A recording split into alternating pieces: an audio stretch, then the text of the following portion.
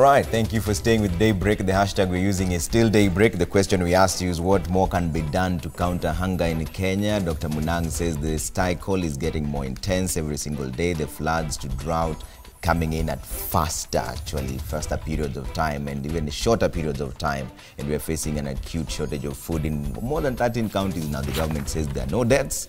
People on the ground say there are deaths. In fact, there are questions to the governor. They went to bring them up on your screen right now. They just came in before we went on the break. And Mr. Lewan, who's from Baringo, says, I want to ask my governor, Kiptis, why he has not facilitated government officials to go and find out the situation on the ground instead of hearsay. It is real. People are dying of hunger. But it's ironical when you say the truth, unaambiwa come and record a statement at police station. What DP is saying makes us all at Baringo wonder. So do you have people who have ascertained that there are no deaths? On the ground, we have the water administrators. On the ground, we have the sub-county administrators from the side of the county. We also have the chiefs, we have the commissioners, we have also NDMA, there are Red Cross personnel on the ground. All these quarters, no one has confirmed any death. There's World Vision. What we would wish to say is this: yes, there are people who have said people have died. What we want is to confirm. So you're yet to confirm? Yes, we want to ascertain. Because there are deaths every day related to life in itself. When will Baringo then release a statement saying, okay, these are the number of people that we've lost what we are doing to now, hunger? Yes, what we are doing now, we are going down. We're in the field. There are a number in Tiati, there are a number in Baringo North, that is Partabo Ward, and also Simon Soy Ward. There are people in El Jamus Ward, and Makutani Ward, and Harabal. Those are the areas that have been affected by this drought. Do you expect objective opinions and views from the people you've mentioned when the government itself has expressly said that anyone who talks about death related to hunger, stern action will be taken against them? Do you expect them to take No, as a counter government, we are doing our part also. We are going to the ground. We want actually to ascertain that. While we are also distributing food and water through the water boosters that we have that are transporting water to those sites. Those are the group of persons that will give us the right position. I was also on the ground. I went to Kolowa, as I said. I was at Chewara. I was at Koron. I went even to the high school. We went around. And you know this thing, like for example, drought is now scaling. It's becoming extreme.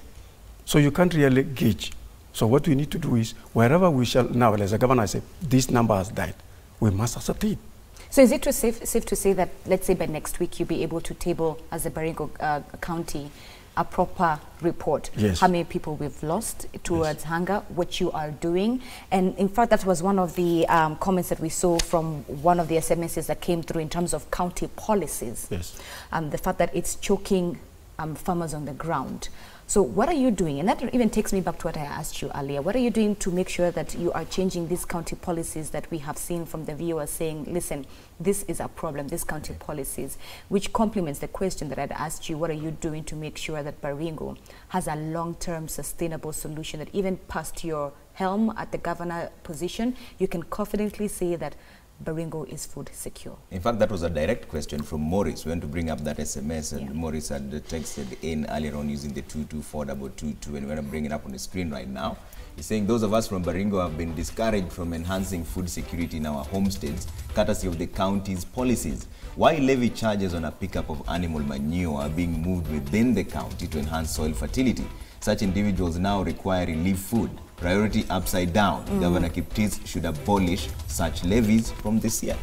Example was the manure and the transport of it. Yeah, it's manure plus the transportation of A. You know, when it's coming from outside the county, there is that barrier. We usually levy according to the size of the lorry or the transport system you are using. But within the county, from one ward or from one section of the county to the next section, we don't levy. Sometimes they mistake by levying because they think it's coming from outside. So we surely don't do that. There's no policy that actually we levy from within. We levy when it is exiting the county and also coming to the county. Which is still counterproductive, really, Governor, because the only reason I'd get hay or manure from a different county is because I can't have it within the borders where I am. So if you levy the one that's coming in, do you have enough within Baringo to supply everyone? Oh, we don't have enough, but that we shall revisit now with the Assembly. So you're going to revisit this levies? It's a policy issue. It's a policy issue. So let me get to the Assembly and then we discuss and then they actually debate on it. All right. The other question I have, Governor, is why did it take this long to intervene? You knew that the drought was coming, and this has happened every other year. There are several places in your county that haven't received relief food up until now. Ours is the resource base. For example, we are using the emergency fund. What I would wish to appeal to the national government is that counties don't have enough resources actually to store or purchase enough foodstuff. NDMA should come on board, and I'm appealing to the government to actually devolve the NDMA. Let it be within the ground, because they have billions of money. If, for instance, they give me like 500 million, I will do a lot, because we plant maize at Lamraville. We also crops in Western Gishu and Nakuru. We can be purchasing at the time that we shall maybe allow us to purchase with the lower cost and store them, because we have a number of silos at Marigat, Kimalil, and Lamraville. We have also constructed at Portolimo. We have constructed at Mochongoi. We are now constructing at a place called Kewango in Zigoro, silos. Yeah. So if the NTMA can actually facilitate us, give us support, let us get that money. But and we speaking shall of support, prepare in Governor, I find that a bit interesting, because the Commission on Revenue Allocation says the equalization fund has not been used by the counties as we speak. You have the money and it's not being used. You are one of the people who are allocated. In fact, it shows that the money was meant to, the second phase of it was meant to handle people like the Endorois and the Il Chamus in Baringo. That money is not being used, and yet you're saying that you need more resources. Equalization fund has not reached us. You can confidently yes, we have not received. So you've never seen it? We have not seen it. To be sincere, have you followed up? Have you asked why? The 14 counties that were earmarked to get it in advance, we are in the second group. We're in the second group. The 14 counties that were earmarked to get equalization fund have not received. So the Commission of Revenue Allocation says it's not been used, so they are lying. They are still in their coffers. They have not released to counties. Have you followed up? We have been following up. Even while we were in IPEC, we discussed it. In all the county governments meetings, when we have governors at COG, we discussed the same. They have not released those funds. For example, they indicated to us that we were to get 670 million. Let them release that for us. All right, Honorable Kipruto, let me come to you. We are talking about the fact that it seems to be a game of chess over here. We say money hasn't been released. Okay, fine. When money is released, trucks can't reach certain places, but ballot boxes can. That's a story for another day. Why the disconnect? Is it mismanagement? Is it the lack of effective coordination? What is it? Yeah, I mentioned coordination at the beginning of time, in the sense that resources are earmarked for certain institutions, and they don't get there. Right now, even at the constituency level, 30% has been released from the time of the budget. Between 30 and 10% has been released, which means we are almost into the next budget cycle, and you have not released money to the constituencies. So the same thing with counties. And either the government does not have resources, or the government is reluctant to let go some of the devolved functions. Fundamentally, coordination is the main problem. And it is happening now more than ever before, because there is so much money going from the central government to the devolved units, the 47 units that are devolved, and the 290 constituencies, because that is really part of devolution. And that is where the problem is. But fundamentally, we are spending so much time about whether people have died or not, but we are not looking at the overall problem in Africa as far as food security is concerned. As Dr. Tari has said, in 2010, our constitution does enshrine in its articles the need for food security. And the understanding of food security must be the right amount, the right nutritional value, but also in sustainable manner. Because you cannot give me nutritional food from Monday to Wednesday, then the rest of the week I don't have nutrition food. And it doesn't mean you must have maize. You must have the ability to access that food. If you don't have the ability, you must be accessed by an institution such as government. Now, the main problem in Africa is that for every 1 shilling that gets to Africa, 7 shillings get out of Africa. And the side effect is that we are decimating our forests in Africa. We are, in the name of technology and advancement, we are destroying the land. The land use is no longer effective. We are losing almost 1 meter of soil to the sea every year. 1 meter of a sheet of soil every year to the sea. And this therefore means we are creating more and more gullies, and therefore the land that has been seen to be of useful potential is now going to be of less useful potential. Now, the livestock subsector in Kenya is bigger than where we do arable farming, and yet we are not investing in the livestock subsector, such as in Baringo, in Turkana, all these 14 counties we are talking about. As Daktari said, we lose 1/3 of the harvest that we get in this country, including maize, which is about 120 billion worth of commodity. We lose around 30 billion because of post-harvest losses. Now, this is going to be exacerbated by the entrance of what we call Osama, that can destroy maize in the store. Within 3 months, you have no maize, if you don't have effective post-harvest considerations. So what is the solution? Why don't we use the aquifer in Turkana, bring that water out to the service, make use of it in some of these semi-arid areas? Right. Why don't we improve livestock subsector by going indigenous livestock? All right, Yes. Honorable Kiprutos, then a viewer would ask, Yes. all these solutions we're tabling here, is it the government has these solutions? They have advisors, they have expertise on this, they have people to advise them. Yes. So why are we not seeing that correlation on the ground? The Given main problem a beautiful example of Turkana and what it needs to be done. Yes. But when it comes to oil, Yes. it's a different story. You see, what we do is that we deal with what we call knee-jerk reaction.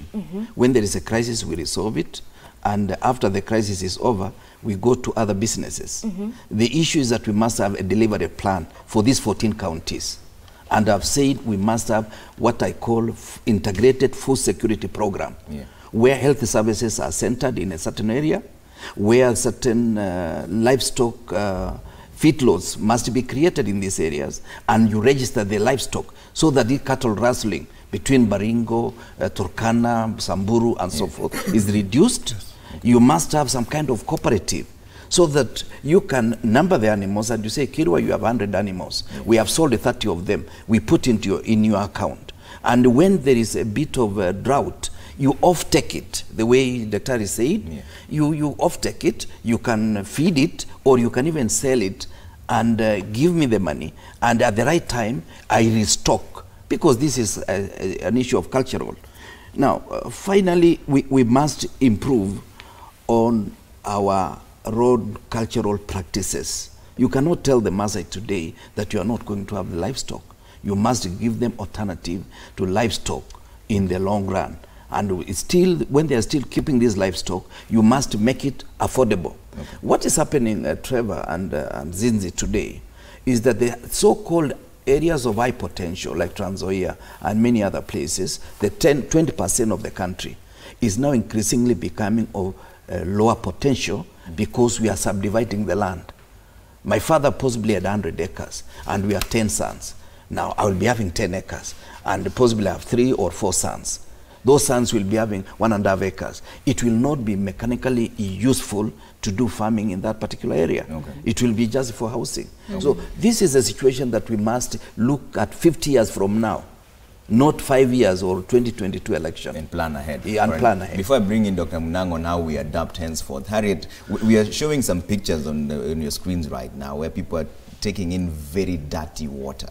And you mentioned that you can go without food for 7 days. Counter that with the mix of taking dirty water and taking wild fruits. Doesn't that then fasten your lifespan, so to speak? Because then if you don't have enough food, then you're taking in dirty water, which is another concern from the counties. People don't have access to clean water. Yes. Does it then, because when the opportunistic infections start coming in, do we then lose you in a shorter span of time? Yes. Trevor, like I was saying the other time, the body, the internal organs in the body, what we are seeing outside, the wasted people, the hanging skin, is just a reflection of what has happened on the inside. Hunger affects right from the brain. When the blood supply reduces, you're dehydrated. You're not getting enough oxygen in the brain. Your liver function has reduced. Your kidneys are shutting down, you know. Your heart is not getting enough supply of blood, and the pumps, the heartbeat reduces. So the inner body is already affected. Yeah. So when you bring in, you introduce dirty water now, the kidneys, the function is already gone. So they are not able to clean that water and the dirt out. So you expect that it has an adverse effect on this particular person who is taking that kind of water. And it's not just the dirty water, the wild fruits also. The body, the stomach has started reducing even in size. The digestion has reduced. The hormones, the enzymes that are required to digest that particular kind of food, they are not being produced, they have gone down. So it has an adverse effect, and like you're saying in your own words, it can quicken the death. It can cause the death. So you'll say somebody died out of that. The other day on your screens, we were seeing pictures of some lady taking in some soda. You know, I don't know whether you saw that, it was going around. So this person is already malnourished. The body is not functioning properly. Then we are introducing concentrated soda. It has a lot of sugar. Already we don't have production of insulin because it is sensitive to the glucose that was already in the bloodstream. Ideally, what should we start with? Ideally, even we as should we send the maize and all that. Yes, in fact, that's what I was telling the governor before we went on air. Yes, we are quick to run. I have seen all these campaigns, all these goodwill, maize and beans, trucks are going up, and we need, that is where the nutritionist now comes in, the technical person, in terms of what are we introducing and at what level. You would want to start with fluids, a bit of water, a bit of even milk. You know, we have nutrition commodities that we have on the ground that we use, the F75, F100, which we use to alleviate malnutrition. That might not be practical at this point, but we can have a practical aspect like introduce some water, let's give this person some milk, let's give them some porridge, and then we graduate to food. Because when you take the maize and beans, someone will boil the maize, boil the githeri, put it down, digesting it is even a problem. That's where we are talking that we want to help this person, but we might end up killing them. Yes. So we are giving the focus from a politician's point of view. I want to save the situation. Maize, beans, cooking oil, off we go. But what is it doing to the person who is already in the, we have different, we categorize severe malnutrition, moderate acute malnutrition. Hold that thought. We have a caller from Mombasa and we'll come back to that because it's an interesting conversation. Orondo from Mombasa. Orondo, good morning. Morning. Yes, go ahead with your comment or question, Orondo. Yes, my name is Orondo from Mombasa and I'm watching Citizen TV discussion on hunger. Yes. Actually, I am almost crying, seated on the chair watching TV and wondering if Kenya is still going to survive or if I'm living in Kenya, my beloved country, or another country. Hunger in these countries which are being shown have been a problem for a long time, and all the times we have been promised action by leaders. We have been told that this time we are going to take mitigating measures and nobody will die of hunger, nothing will happen again. But now once we have done, we have had those promises, empty promises, the following time we see the same things again, and even worse. This time it's even worse, people are dying, and to make it worse, the leaders we trust, the topmost leaders we trust, are saying that the news about people dying of hunger is fake news. Fake news coming from the second top person of the land. Wonderful and shameful. Thank you very much. Thanks, Orondo. Orondo, they're expressing his frustration with the statements that have been made from what he calls the topmost echelons of government, saying that the deaths reported are fake news.